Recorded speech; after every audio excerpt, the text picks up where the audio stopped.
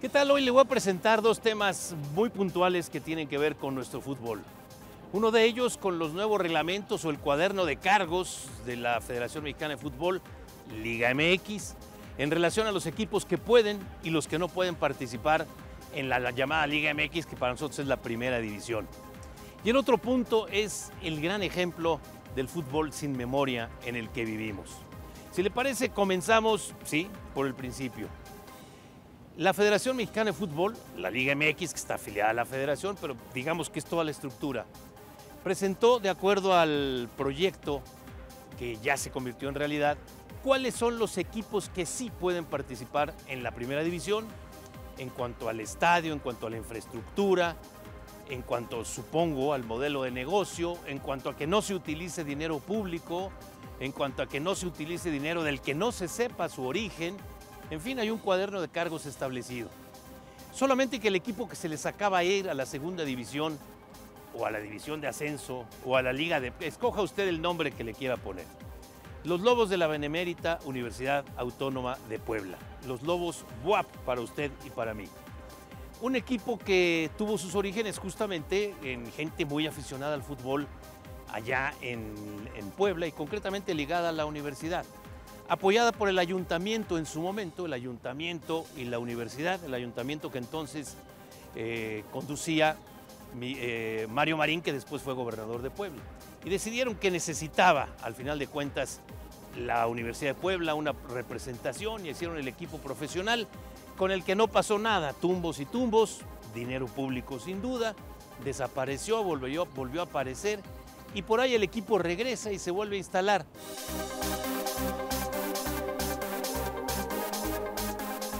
El estadio es un estadio hermosísimo si usted tiene oportunidad de asistir, pero es un estadio chico. No es un estadio futbolero, es un estadio olímpico con la pista, es un estadio que le faltan muchas condiciones para ser considerado estadio de primera división, pero podría adecuarse, podría. Ese es el punto. O sea, no le digamos que el estadio falló, fallaron los aficionados que no llegaron al estadio. ¿Cuál es el modelo de negocio de este equipo? Vamos a recordar. La Universidad Autónoma de Puebla, los Lobos BUAP, se meten, creo que como sexto lugar, si usted lo recuerda, en la temporada anterior, digamos el paquete de temporadas anteriores, y llegan a la gran final para enfrentar al equipo de Ciudad Juárez, gran favorito para subir a la primera división, con una gran infraestructura, con un gran modelo de negocios, la familia de la Vega, arraigados hace muchísimos años, emprendedores, familia emprendedora, Alejandra de la Vega, su grupo, sus hermanos, su padre, a quien recordamos muy bien, muy arraigados, pero deportivamente no subieron. Subió el equipo de los Lobos BUAP. De pronto este equipo ya lo traía Rafa Puente Jr., que había entrado al equipo pues como bombero, como entran todos los técnicos, que no le había ido bien al principio y después calificó, como es en México, la liguilla, sube, asciende, y de pronto ya se ve que están en primera división. ¿Qué hacemos? Pues aparece un patronato. Y este patronato, obviamente con gente identificada a la rectoría de la Universidad Autónoma de Puebla, pues se da la tarea primero de escuchar ofertas para el tema de la televisión. La mayoría de los equipos en la televisión basan su modelo de negocio. ¿Por qué? Porque está la televisión, el que te garantice, sobre todo la televisión abierta, el que la televisión abierta te garantice que va a estar tu partido cada 15 días, tienes una mejor atención a tu playera, la puedes vender mejor. Ya no digo cuando te enfrentas a los cuatro grandes o a los equipos más populares. Tienes una mejor publicidad estática y por lo tanto, gracias al impulso de la televisión, que te genera mucha cantidad de dinero, más lo que le acabo de mencionar, pues entonces ahí se basa el modelo principal de negocios. Lobos BUAP despreció la primera oferta, no le gustó la segunda. Se hablaba que una de las cadenas de televisión por cable le había hecho una oferta grandota que nunca llegó. Y se aguantó la mitad de la primera temporada, de la que acaba de pasar, cuando hicieron muchos puntos, por cierto, sin la televisión, por lo tanto, sin patrocinadores importantes, sin publicidad estática importante. ¿Y el equipo cómo se sostenía? Si usted veía los partidos por televisión, solamente cuando fueron Chivas o alguno de estos equipos grandes, se llenó y aún así.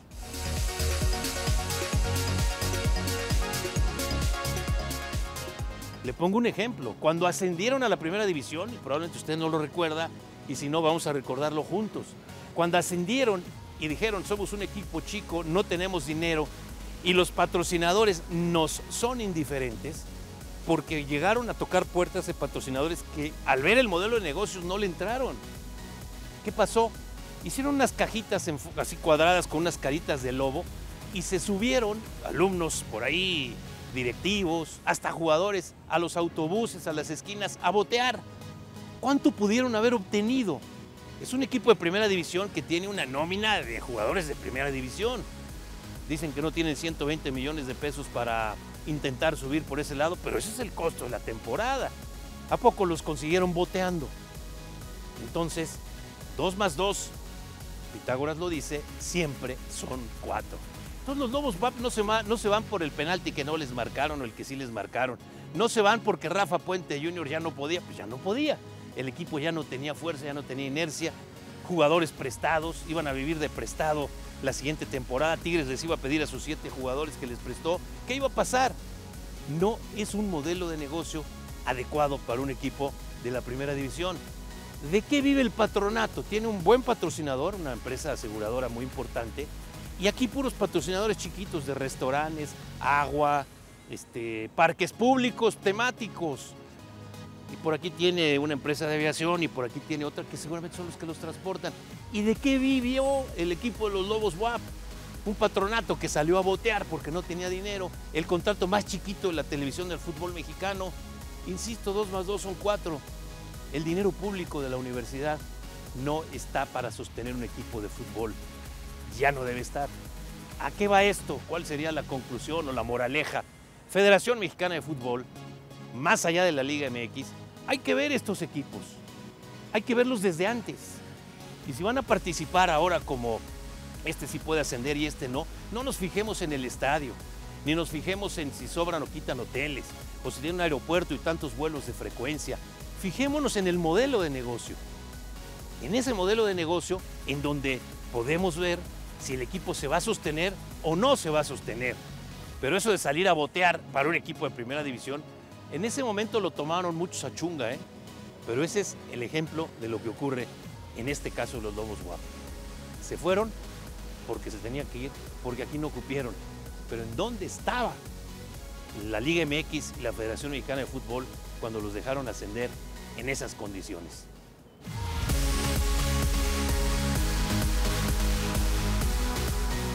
Y retomando las lágrimas de cocodrilo, ¿qué le pareció el último partido de Cruz Azul en el Estadio Azul? La cantidad de gente que lloró, pero ¿lloró de qué? ¿O lloró para qué? Nuestro fútbol no tiene memoria.